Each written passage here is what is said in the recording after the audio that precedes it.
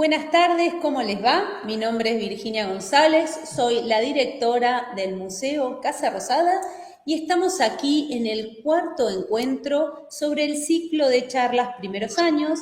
Este ciclo viene a ser el contexto de la exposición del segundo periodo de inauguración de la exposición esencial de nuestro museo, que está en los arcos 1 y 2, que va desde el periodo de 1806 a 1862. Esta renovación museográfica que empezó el año pasado, en diciembre del año pasado, va a continuar hasta diciembre del año próximo. Vamos a ir inaugurando de a periodos, ¿no? Cada 2 arcos hasta llegar al arco número 14 de nuestra exposición esencial. Hoy tenemos aquí la presencia de Esteban Dómina. Esteban se graduó de contador público y licenciado en administración en la Universidad Nacional de Córdoba. Él fue profesional independiente, docente universitario, en el campo de la política también participó y en la función pública, ocupó diversos cargos legislativos, ejecutivos en el orden nacional, provincial y municipal. Su afición a la historia y a la literatura es de toda la vida, es escritor y autor de 22 libros, entre ellos el libro que le da nombre a esta exposición, que es sobre la presidencia de Derqui. De hecho, él va a trabajar sobre la figura de Derqui como un presidente constitucional de la Confederación Argentina entre el año 1860 y 1861 para poder entrar, ¿no? o debatir sobre qué sucedió con su figura. Si fue un presidente fugaz que atravesó distintos intereses que estuvieron en juegos o fue un luchador incansable, ¿no? Que asumió, digamos, la defensa del federalismo. Esteban, antes que nada, muchísimas gracias por estar aquí con nosotros hoy, que estás virtualmente porque estás allí en Córdoba y esperemos que en las próximas charlas te podamos tener aquí de manera presencial. Yo te doy la palabra entonces y después al final seguramente la gente que nos está viendo hará consultas y preguntas y yo también por supuesto. Así que bueno, bienvenido, gracias y adelante. Muchas gracias, Virginia, muchas gracias. Un gusto poder compartir esta actividad organizada por el Museo de Casa Rosada, que desde ya el que no lo conoce tiene que conocerlo, porque es una maravilla y vive la historia. Bueno, vamos al grano.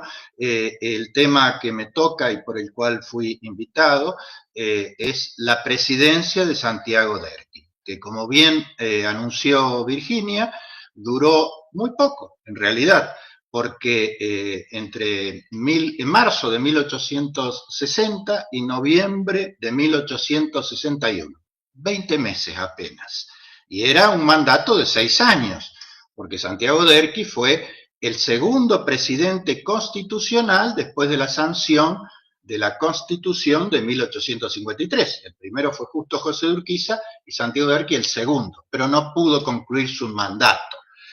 Es uno de los 5 presidentes cordobeses, 4 nativos y 1 por adopción, que hubo a lo largo de la historia hasta el presente. Y hay una suerte de conjuro, digo yo, sobre estos presidentes cordobeses, porque ninguno pudo completar el mandato o no completó el mandato por distintas razones. El que se le siguió a Derqui es Miguel Cuaresma, que, bueno, salió después de la Revolución de 1890.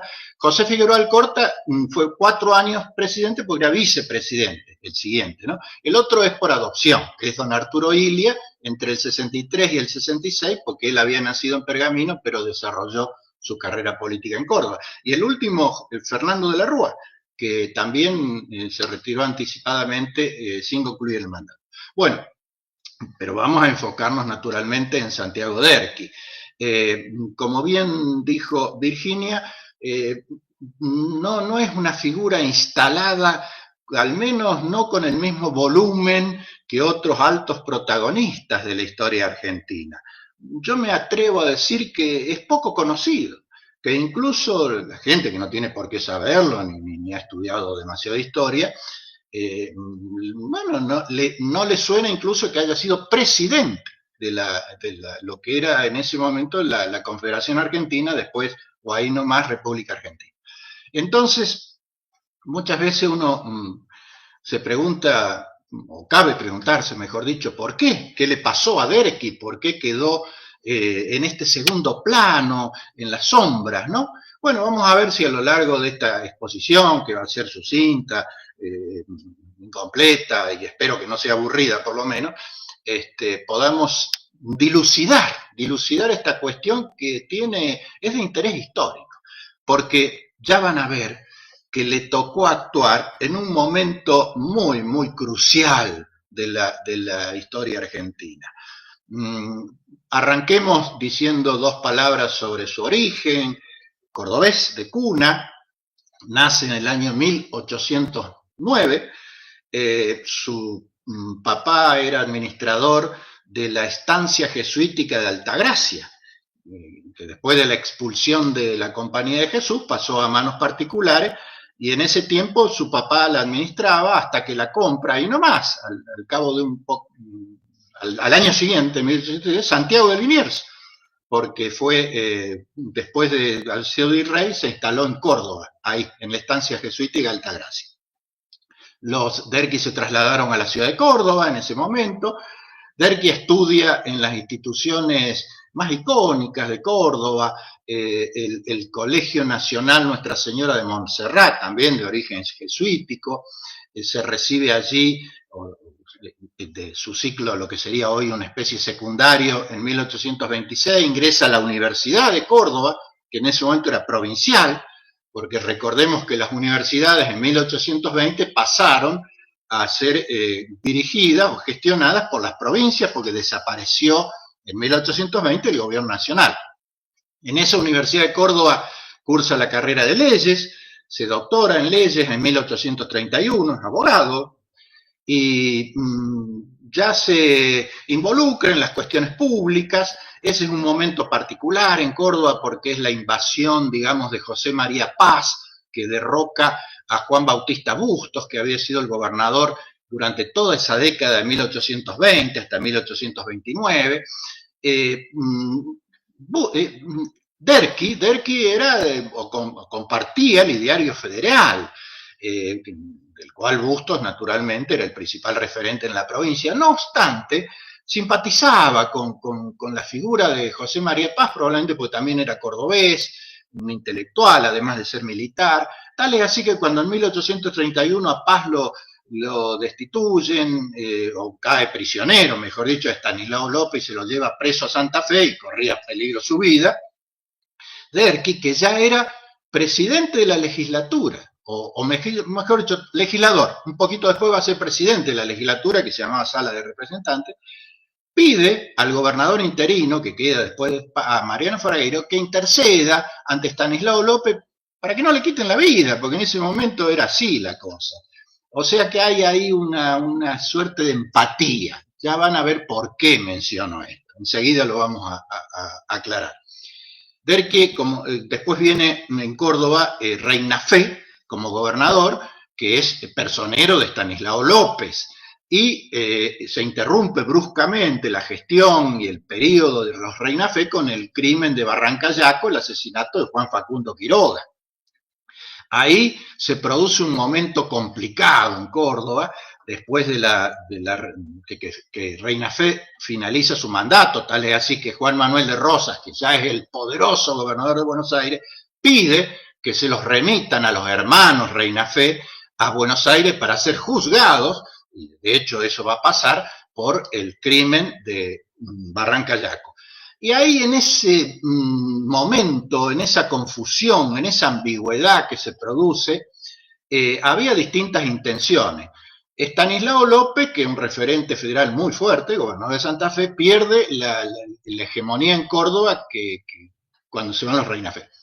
Y Juan Manuel de Rosas, naturalmente, como referente principal del espacio de la Confederación, quiso poner a un gobernador. Así que hay ahí un juego de búsqueda, de tratar de impedir que Rosas, de un sector al que pertenecía Derqui, que Rosas impusiera el gobernador, entonces tratan ahí de elegir a otro que se llama Pedro Nolasco Rodríguez, pero hay un momento de gran inestabilidad. Así que, para hacerla corta en este momento, Rosas se sale con la suya y logra que un hombre de su riñón, Manuel López, apodado Quebracho, el jefe de las milicias del Tercero, asume la gobernación de Córdoba, casi en paralelo con Rosas, porque va a durar sus gobernaciones sucesivamente extendidas hasta 1852. Así que Rosas ya pone a Córdoba bajo su égido, con Manuel López Quebracho y todo aquel que no comulgaba, como sabemos, con el espacio rosista, con la hegemonía de la provincia de Buenos Aires, bueno, estaba en problemas. Era la época en que muchos emigraban a Uruguay, otros a otra parte, y nuestro Derqui la pasa mal porque había tratado de impedir que Rosas pusiera al gobernador. Cuando Rosas lo logra, obviamente Derqui pierde la banca en la legislatura. En algunos lugares dice es tomado prisionero, llevado prisionero a Santa Fe. Es probable, hay correspondencia entre Rosas y López que acredita esto. Lo cierto es que después pasa al Uruguay, con la misma, digamos, el mismo sendero de los emigrados, cuya mayoría provenían de Buenos Aires, pero también había emigrados de otras partes para, bueno, ponerse a resguardo o alejarse de lo que era en ese momento lo que ellos, los antirrosistas, tildaban de dictadura, de tiranía, etcétera, etcétera. Bueno, entonces ya lo tenemos en 1835/36 a Derqui en Uruguay. Ya había pasado entonces a primera hora cordobesa, donde fue docente de la universidad, la cátedra de Derecho Público, donde, como dijimos, participó activamente en la política, donde incluso, bueno, despuntó el vicio del periodismo, algo que va a volverse a presentar en otras etapas de su vida.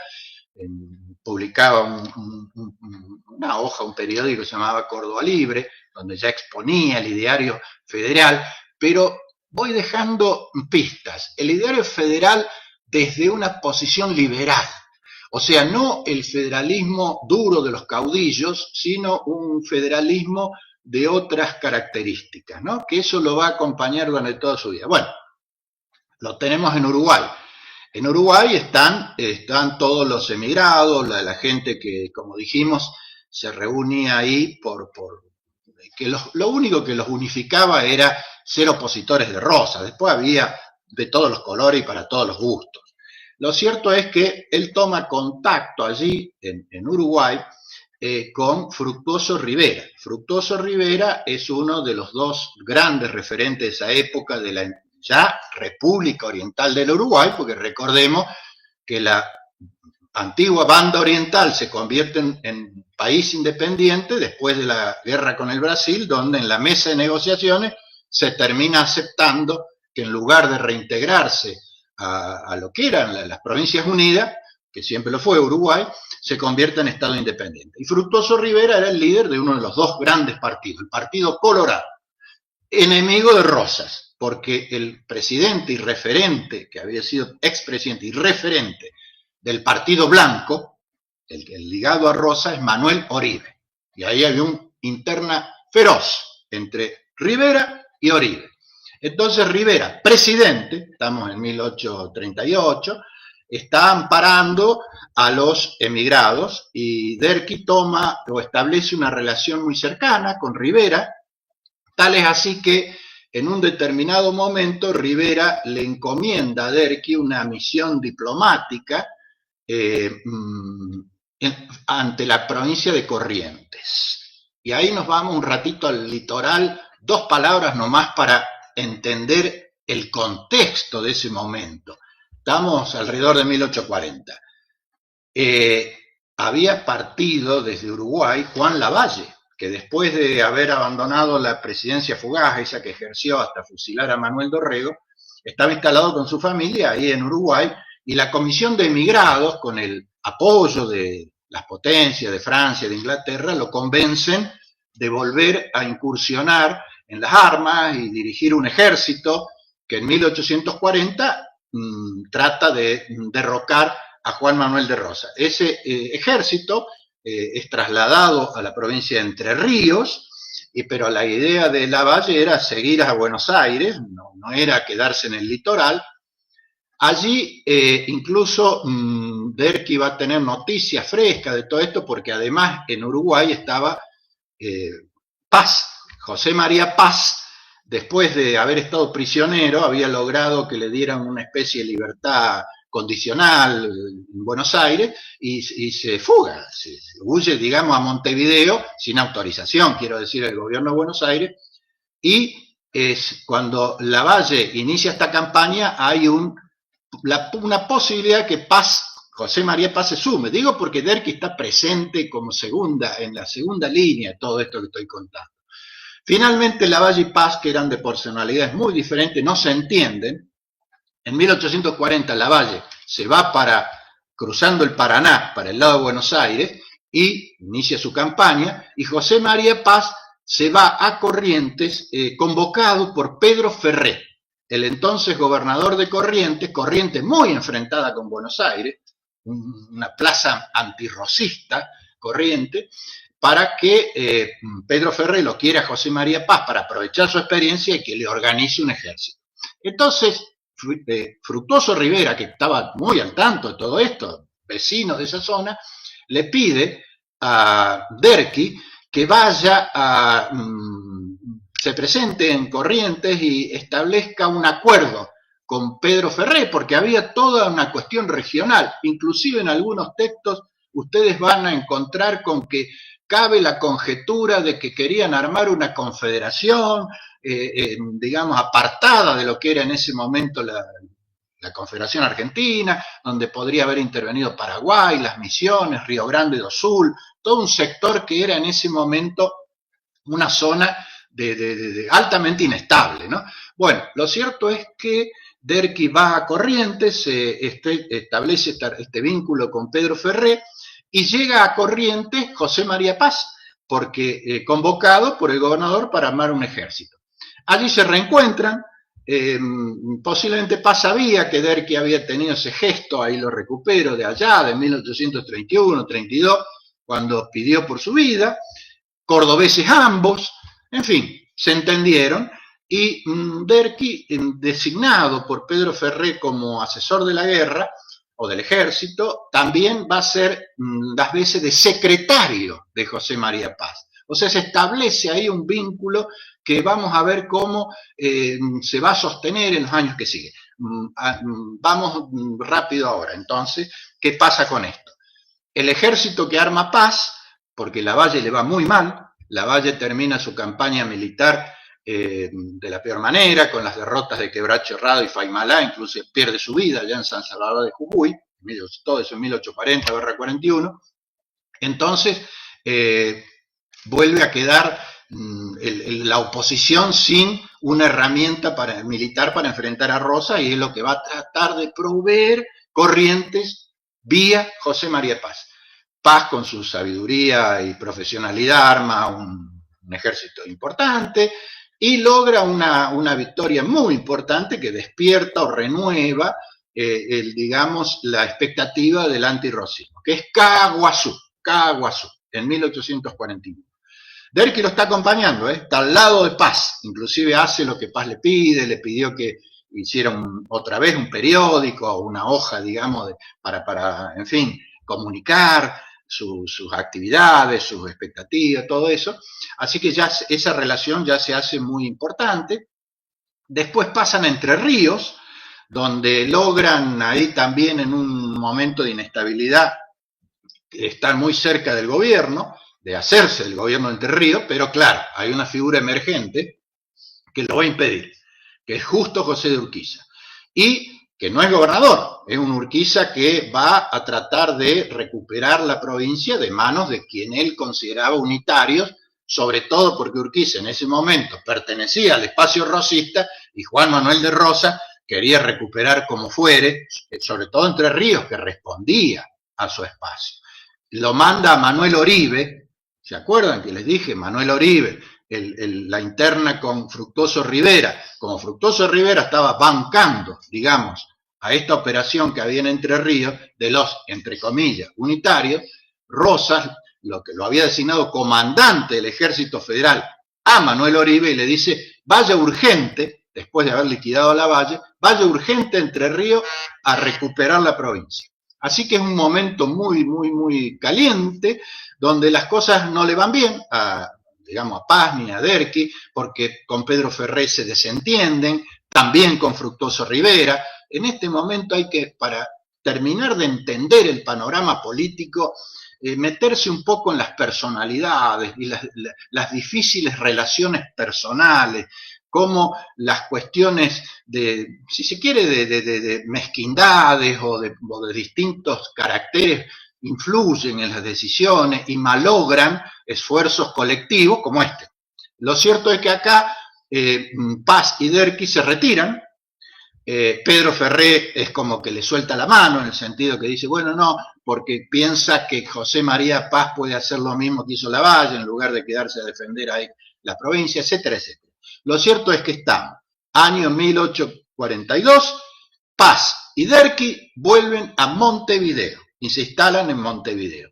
Ahí ya hay una batalla muy grande después que se llama Arroyo Grande, donde liquidan al ejército de Rivera, Oribe, se produce ese tremendo conflicto, una gran batalla en el litoral, y se recupera Entre Ríos y cae Corrientes también, porque Urquiza va a designar a las autoridades de Corrientes, y ahora Oribe lo que quería, porque en realidad Oribe lo que quería es recuperar Uruguay y Montevideo, y se produce el famoso sitio de Montevideo. No me detengo acá porque si no, no terminamos más, pero vale la pena leerlo, la nueva Troya, como se le llamó al sitio de Montevideo, que va a durar 10 años, una cosa muy realmente interesante de conocer. Pero ¿por qué lo menciono? Porque le piden a Paz, los vecinos, los emigrados, la población, que dirija la defensa, porque se venía Oribe con un antecedente muy tremendo por su crueldad. Entonces querían defender su lugar. Así que Paz dirige con su habitual profesionalidad la defensa, levantan fortificaciones, etcétera, etcétera, reclutan gente, la entrenan, todo eso con Derqui al lado. Todo esto que yo cuento de Paz, siempre Derqui al lado, como confidente, como asesor o consejero al menos, porque Paz era muy, ¿cómo diría?, selectivo en cuanto a quién escuchar, muy poco, y una de las pocas voces que escuchaba era la de Derqui. Bueno, lo tenemos ahí en el sitio de Montevideo. Para Rosas las cosas empezaron a mejorar, porque después, más tarde, habiendo derrotado o terminado la campaña de Lavalle, se llega a un entendimiento con las potencias. Después del episodio, va a venir el episodio de la vuelta de obligado, pero después de la vuelta de obligado en 1845 se logra una paz con Inglaterra, Francia, o sea, hay un estado, yo diría así, de pax romana, donde la hegemonía, la autoridad de Juan Manuel de Rosas prácticamente goza de muy buena salud. Sin embargo, en Corrientes vuelve a encenderse una llamita antirrosista del nuevo gobierno, que es de los hermanos Madariaga, que recuperan para Corrientes la dirección de la provincia, que había estado en manos de gente ligada a Urquiza. Entonces los Madariaga quieren otra vez generar un ejército, una fuerza militar. ¿Y a quién convocan? De nuevo a Paz, que estaba en Montevideo. Y viene con Derqui, Paz y Derqui otra vez a Corrientes, esta vez a dirigir a organizar una fuerza que propicia el gobierno correntino de los Madariaga. Acá hay una situación muy interesante en el sentido afectivo, personal de Derqui, porque él ya estamos en el 44, 35 años, un hombre mayor para ese momento, solterón se diría, porque había estado metido en política, en exilios de aquí para allá, Y ahí conoce a quien va a ser la mujer de su vida, a Modesta García de Cosio, Modesta 20 años, de una familia tradicional, una familia patricia de Corrientes. Y ahí se suscita, mirá, Virginia, nuestros oyentes, o quienes están viendo el streaming, una situación que la cuenta Paz en el libro, muy interesante, típica de los programas estos de Chimentos, porque en realidad se produce una situación porque a su vez el hermano del gobernador, uno de los Madariaga, Juan, hermano de Joaquín, bueno, también tenía las mismas intenciones, y parece que hasta llega a solicitar la mano a través de su madre, de Modesta. Así que Derqui está en medio de una situación complicada. Por supuesto, se termina casando con Modesta Cosio, pero ahí se produjo un roce muy fuerte con el poder político que son los Madariaga. Yo no digo que esto haya conducido a lo que finalmente pasó, pero ¿qué pasó? Se repitió la historia, una vez más. Otra vez Paz no se entiende con los Madariaga, como en su momento no se entendió con Pedro Ferré, así que terminan distanciados. Los Madariaga incluso en lugar de la guerra prefieren una negociación con Urquiza. Urquiza, que era un negociador nato, se prende, entre comillas, y se logra un estado de situación de estabilidad, pero que Rosas no quiere saber nada, entonces le dice a Urquiza, no, yo quiero Corrientes bajo mi ala, así que ahí se desata una guerra en la cual Paz y Derqui ya no están, porque ya se marchan de Corrientes y pasan otra vez a un exilio, esta vez a Paraguay y después a Brasil, donde Paz, recordemos, ya no vuelve a las armas. José María Paz, después de haber participado en todas sus campañas, termina en Río de Janeiro, donde va a fallecer su esposa en 1848, Margarita Way. Termina de granjero ahí, cuidando pollos y gallinas, en ese momento, digamos, ¿no? Y Derqui está ahí en Paraguay, y después un rato en Brasil. El problema es que en lo que es hoy la República Argentina, la hegemonía de Rosa era muy fuerte. Bueno, Pax Romana, como dijimos hace un rato, se sella el acuerdo con Inglaterra y Francia, ya no había campañas militares en contra de Rosas, todos los gobernadores, la mayoría de los caudillos provinciales acataban su autoridad, parecía que eso iba a durar 100 años. Claro, ¿se acuerdan o recuerden esa expresión? No hay peor astilla que la del mismo palo. La peor astilla resultó ser, para Rosas, ¿no? Por favor, Justo José de Urquiza. Justo José de Urquiza, que era un referente muy fuerte del espacio federal, con méritos acabados para hacerlo, amo y señor de Entre Ríos, gobernador de Entre Ríos, el 1 de mayo de 1851 decide romper con Rosas y emite el famoso pronunciamiento, una ruptura furibunda con quien había sido su aliado, su jefe, su socio, como quieran poner. Bueno, esto retumbó en todo el ámbito de las provincias en ese momento porque era algo inesperado, y no solo que Urquiza tenía la decisión de hacerlo en términos retóricos, sino en términos reales, y arma un ejército que Sarmiento va a llamar el Ejército Grande, escribe un libro con la campaña del Ejército Grande, que es Urquiza convocando a Brasil, al Imperio de Brasil, a Pedro I, a Corrientes, a Santa Fe, a Entre Ríos, arma el famoso ejército de 20.000 hombres, dicen, que va para Buenos Aires a enfrentar a Juan Manuel de Rosas, que arma las apuradas y como puede un ejército, que es el que se enfrenta en la batalla de Caseros en 1852 con el que comanda Urquiza. Pero ¿quién está ahí cerca de Urquiza? Derqui, Santiago Derqui, porque Derqui, cuando se entera del pronunciamiento de Urquiza en 1851, inmediatamente concurre a Corrientes, porque el ejército correntino se suma al ejército grande, lo vuelven a nombrar auditor de la guerra de ese ejército y marcha acompañando a Urquiza en toda esta campaña que concluye en la batalla de Caseros.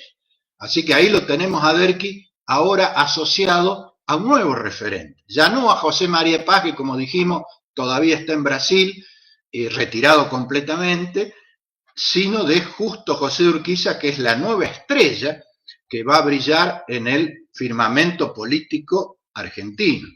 Lo cierto es que viene todo lo que todos sabemos de ese momento, la separación de Buenos Aires, porque después de Caseros, recuerden ustedes que Urquiza había levantado la consigna ni vencedores ni vencidos, bancaba la política de fusión, que era lograr entendimientos para no volver a tener este tipo de grietas, pero Buenos Aires, dirigida por los halcones porteños, ahí lo tenemos en la cancha a Valentín Alsina, a Bartolomé Mitre, una actitud muy separatista de Buenos Aires, si bien el gobernador Vicente López y Plana concurre al encuentro de San Nicolás de los Arroyos, convocado por Urquiza, y firma el acta, el pacto de San Nicolás de los Arroyos, después Buenos Aires desconoce ese acuerdo y se retira del espacio que venía a plantear la organización nacional. Contra viento y marea ese espacio sigue adelante, son las otras 13 provincias restantes que llevan adelante el Congreso, la Convención Constituyente en Santa Fe, logran la sanción de la Constitución, todo esto muy respaldado por Urquiza, política y militarmente, porque ya el enfrentamiento con Buenos Aires abierto, manifiesto y público, pero en 1853 se logra la sanción de la Constitución. Nuestro Santiago Derqui es diputado constituyente de Córdoba, convencional constituyente de Córdoba, junto a Juan del Campillo. Él se suma más tarde en la constituyente porque Urquiza lo manda a Paraguay, sabiendo posiblemente que ya había hecho una gestión parecida, Derqui en Paraguay, encomendada por los Madariaga, y lo manda a tratar de buscar un acuerdo, un entendimiento con Paraguay, así que llega medio tarde a la convención, pero es designado en la comisión redactora y va a presidir incluso la convención que va a sancionar la Constitución de 1853.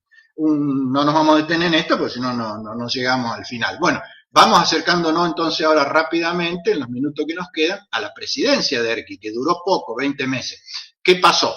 Pasó que Urquiza lo adopta a Derqui como su hombre de confianza. Lo va a designar ministro de Justicia, Instrucción y Culto. El vicepresidente de Urquiza, que es el primer presidente constitucional, Santiago es del Carril, Salvador María del Carril, con un pasado unitario, ¿no? Porque había sido ministro de Rivadavia. Lo cierto es que Derqui tiene un alto perfil. En esa década, estamos para que no se me pierdan, porque por si se me perdieron, 1852 en adelante, 1853 en adelante. El enfrentamiento con Buenos Aires total, hay 2 o 3 cuestiones muy álgidas. La principal es la aduana. Buenos Aires aprovecha la aduana a su exclusiva cuenta, no comparte con el resto de las provincias lo que era el ingreso más importante de ese país, donde todavía no había ningún tipo de producción, porque habíamos todos en guerra hasta ese momento. Así que el resto de las provincias se instalan en Paraná y se establece allí la sede de la Confederación Argentina. La guerra hasta es semántica. ¿Por qué? Porque es Confederación Argentina. El vocablo República Argentina va a venir después, como de usual, digamos. Y Buenos Aires no era provincia de Buenos Aires, Estado de Buenos Aires, porque el estado de separación, de secesión, era absoluto. En realidad, además de la aduana, Buenos Aires y los halcones que dominaban la política porteña, lo que querían era dirigir, como después finalmente pasó, el proceso de organización nacional. Así que ese tiempo donde Derqui es ministro de Urquiza, está metido absolutamente en este lío que va a terminar en una guerra. En 1859 se libra la primera de las 2 batallas de esa guerra, ya abierta, que es la de Cepeda, en octubre de 1859, donde el ejército de Urquiza derrota al ejército de Mitre, en Cepeda. Entonces Buenos Aires tiene que aceptar de mala gana que perdió la partida. Entonces se produce otra instancia de acuerdo, que es el Pacto de San José de Flores, 11 de noviembre de 1859. En ese acuerdo Buenos Aires acepta incorporarse a la Confederación, jurar la Constitución y se reserva el derecho de introducir algunas reformas, cosa que, por ejemplo, Alberdi, Juan Bautista Alberdi, que había sido el padre intelectual de la Constitución, no estuvo para nada de acuerdo, porque dice ellos fueron los perdedores, no los vencedores de Cepeda, no pueden imponer condiciones. Urquiza, que era un hombre en ese sentido, entre comillas, políticamente magnánimo, yo diría muy pragmático, acepta que introduzcan algunas modificaciones, y se hace primero la convención en Buenos Aires, después la convención nacional, y queda sancionada, queda reincorporado Buenos Aires a la Confederación. Es un momento donde aparentemente habría estabilidad.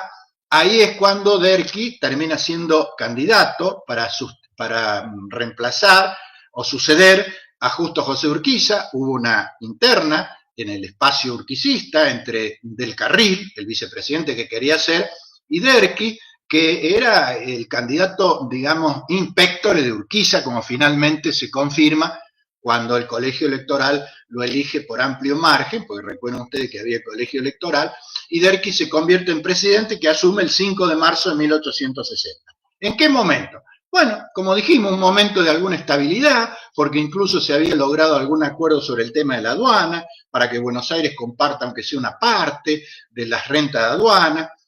Parecía que la cosa, y sin embargo no, se complicó todo. Ahí tiene mucho que ver lo que pasa en la provincia de San Juan, donde son asesinados tres gobernadores, por la cuestión política, por la grieta política, Nazario Benavides, Virasoro y Aberastain, y eso tensa la relación otra vez de Buenos Aires con las provincias.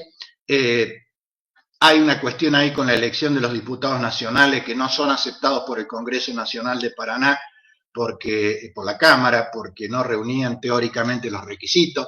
No quiero entrar en demasiados detalles porque eso sí los pueden consultar en cualquier parte. Lo cierto es que se volvió a tensar la situación.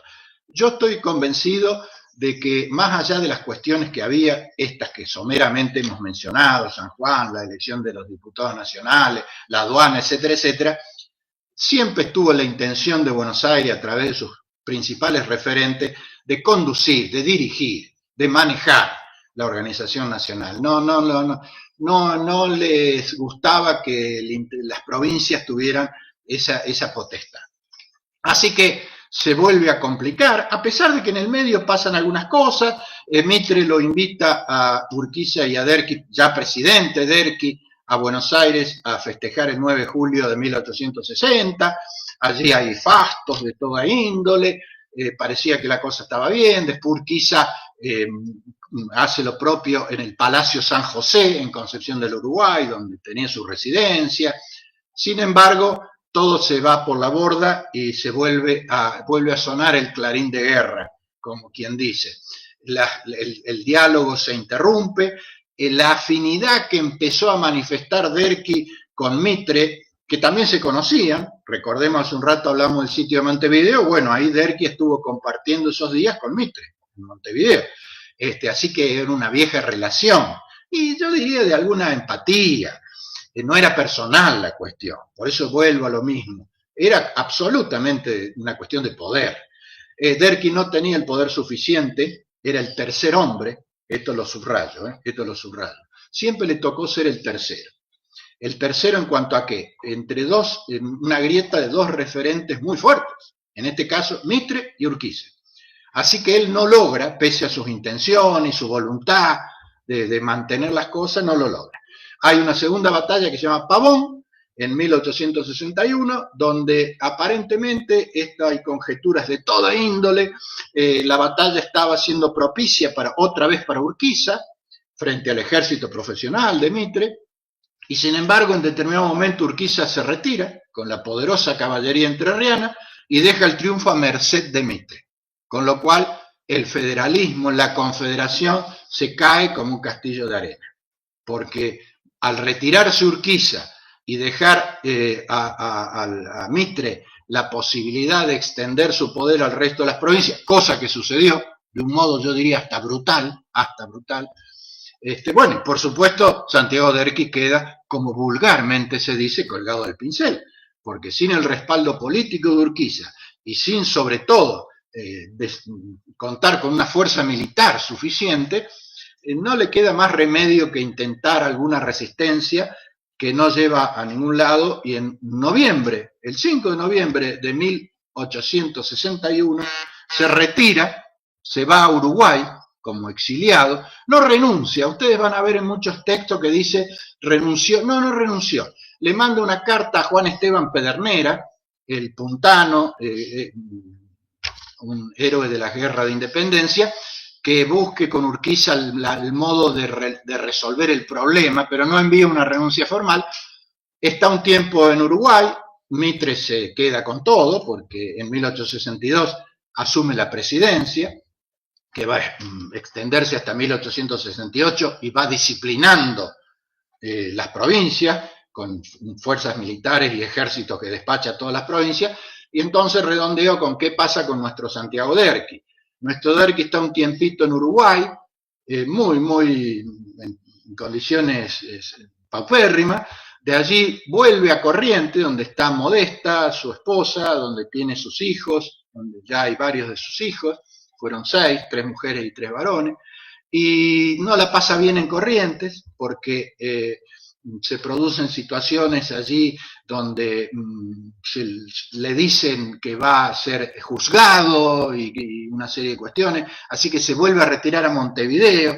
Allí los reportes que hay son muy negativos de la situación que atravesaba, vivía en un cuarto de pensión, hasta que en 1864, aparentemente por una gestión de Rufino de Elizalde ante el presidente Mitre, le permiten que vuelva a Corrientes, donde va a pasar sus últimos días hasta 1867 en el marco familiar, pero, por ejemplo, soportando la invasión de Paraguay, porque en 1865 se desata la guerra de la Triple Alianza. La primera provincia que invade Solano López y el ejército paraguayo es Corrientes. El pobre Derqui está ahí. Hay quienes dicen o lo acusan de haber estado a favor de los invasores, cosa que no está para nada probada. Bueno, lo cierto es que el 5 de septiembre de 1867, con 58 años de edad, nuestro Santiago Derqui fallece en Corrientes, que es su otra tierra. Él tenía un pie en cada una de estas provincias, un pie en Córdoba, un pie en Corrientes. Sus restos están allí, en la iglesia, si no me equivoco, de la Santísima Cruz de los Milagros, en Corrientes, en una urna, una urnita de madera que está ahí en el presbiterio, se puede visitar. Los correntinos saben que es así. Y bueno, y lamentablemente su figura no fue debidamente rescatada en la crónica histórica, quedó muy relativizado, e inclusive hay muchos juicios de valor que no se corresponden con la realidad de su actuación. Yo creo que fue un federal que defendió sus ideas a capa y espada, que su vida fue eso, y para bien o para mal, dedicó sus mejores energías y su talento a esta causa. Lamentablemente, opinión mía, una causa perdida, porque el federalismo, al menos hasta hoy, sigue siendo en buena medida una asignatura pendiente en nuestra querida República Argentina. Esteban, muchísimas gracias. Maravillosa la charla, sé que estuvo muy así como apretada, estuviste corriendo un poco para poder llegar, ¿no?, a cerrar la idea, así que te agradezco la premura, aunque fue muy claro, la verdad.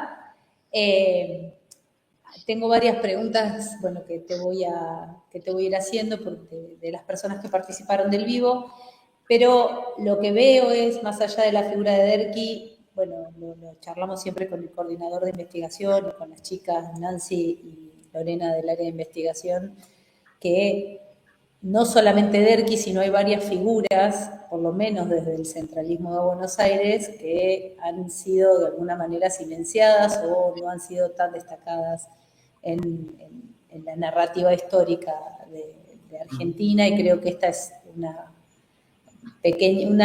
un pequeño granito para ayudar a que determinadas figuras que fueron claves para el desarrollo del territorio hoy puedan ser nombradas. Es cierto también que la violencia en el siglo XIX y los personalismos y los caudillismos y los intereses personales hicieron que el rumbo del país muchas veces se viera comprometido, la organización definitiva también, ¿no? Que digo que se fue dilatando por estas cuestiones que vos fuiste relatando.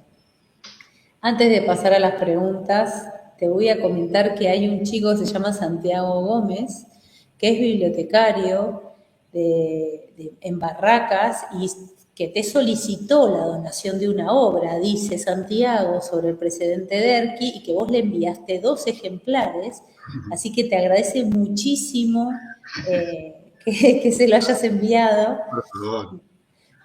Gracias, Santiago, por estar acá en el vivo y por tus comentarios.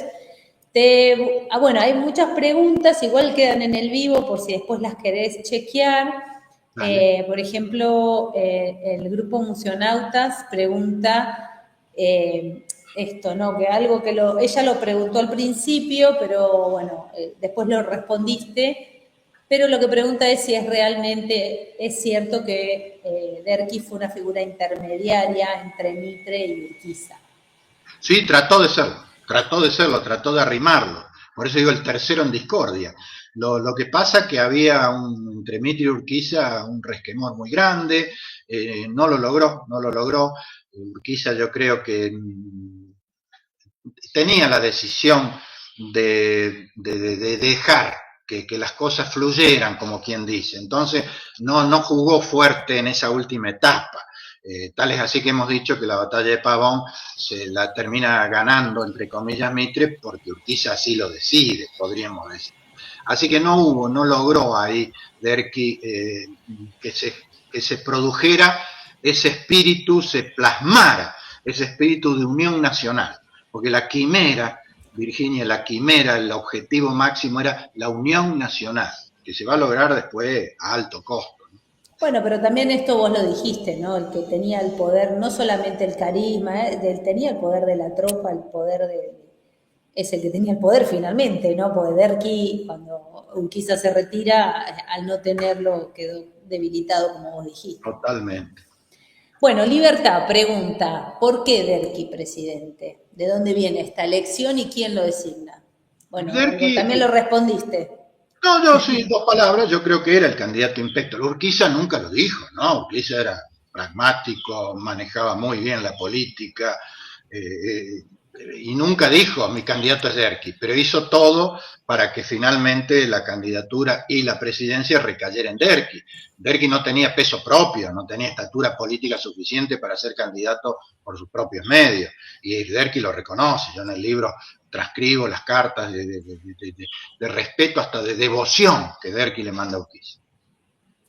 Bueno, y Mirko, también lo respondiste. La verdad que tu charla fue redonda realmente, porque de hecho las preguntas que se hicieron al principio después las respondiste. Lo que pregunta es, ¿qué relación tiene con Corrientes? Porque tiene entendido que el hijo de Derqui, Manuel, fue gobernador de la provincia. Sí, el hijo Manuel, el mayor, de 1846, es el primer hijo. Manuel fue activo político, gobernador de Corrientes, fue senador nacional y como tal presidente provisional del Senado en el momento de la Revolución de 1890, cuando queda el vicepresidente Carlos Pellegrini a cargo de la presidencia. Tuvo un alto perfil Manuel, el resto no, pero en Corrientes el apellido Derqui es muy común. No así en Córdoba.